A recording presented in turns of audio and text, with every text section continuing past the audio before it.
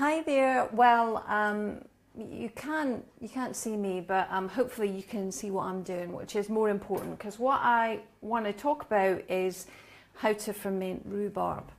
I've never actually fermented rhubarb before, so it's new. It's a new experience for me, and really it's a bit of a trial. So if it doesn't turn out, too bad. But you're here watching the experience. It's my microphone. Anyway, so the first, obviously you've got what you start off with is your rhubarb, and there's a few different ways to ferment. You can ferment by using salt, and what salt does is it inhibits the growth of unhelpful bacteria, while the helpful bacteria kind of like grow.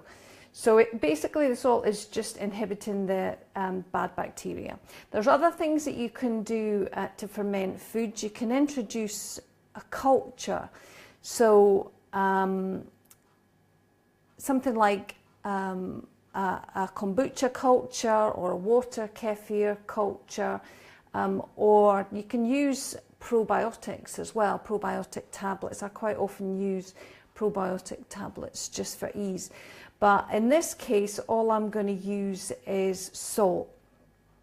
Okay, and the other thing is that with fermentation, what tends to happen is that, well, people tend to ferment vegetables more than fruit. So I should just actually start. They tend to ferment vegetables. This is actually quite hard. Ferment vegetables rather than fruit, and the reason is that it's very easy to for fruit to turn into alcohol, which you don't really want. You don't really want, or you might, but anyway, that's not what I want. So you just have to really keep an eye on it. This is really tough. And as I mentioned, if you watched a live stream that I did yesterday, the other thing is that if you do happen to have anything, it doesn't apply here, but if you do happen to have some green vegetables that have oxalic acid in, I've read that the fermentation process reduces the oxalic acid. So I'm just going to go for lumps a bit like this. And I'm going to stick them in here. And then I'm going to add, you can add any, you add the salt to make a brine. So I'm going to add the salt in a sec. And then you want to add whatever you fancy to flavour it. So I'm going to chuck my rhubarb in. Actually, what I was going to do is work out roughly what the measurements were. So I'll just... got a cup measurement here, so just roughly. Let's see, you've got that's an extra one there.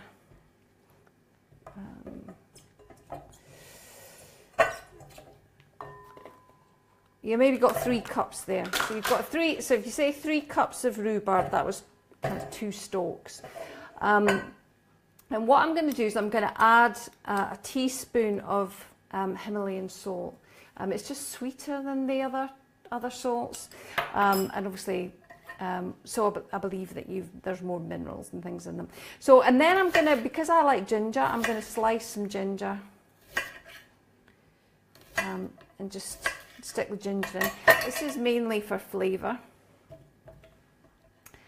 And then I'm gonna put a little bit of cinnamon in. And the other thing is, I really love cardamom, so if I'd had any cardamom, I would have put some cardamom in, but I don't have any, so I'm just going to do a little pinch of ginger. And if I do manage to get any cardamom in the next day or so, I'm going to stick some of that in. So you just want to sort of mix it in, really. You want to mix your spices in, and what will start to happen is that the salt will encourage the rhubarb to release water, and it'll create a brine. So when the water comes out, as I say, I'll leave it for an hour or so just to watch what happens. And then as the water comes out, as I say, it'll release the brine. I'm then going to put it in an airtight jar, and at this stage what you want enough brine to actually cover the rhubarb. So what you might have to do is, this will go kind of spongy, I expect. As I say, I've never done it before, but I expect it will be like everything else, it will go a bit spongy. You push it down, so you actually have to compress the rhubarb, and the brine should come above the rhubarb.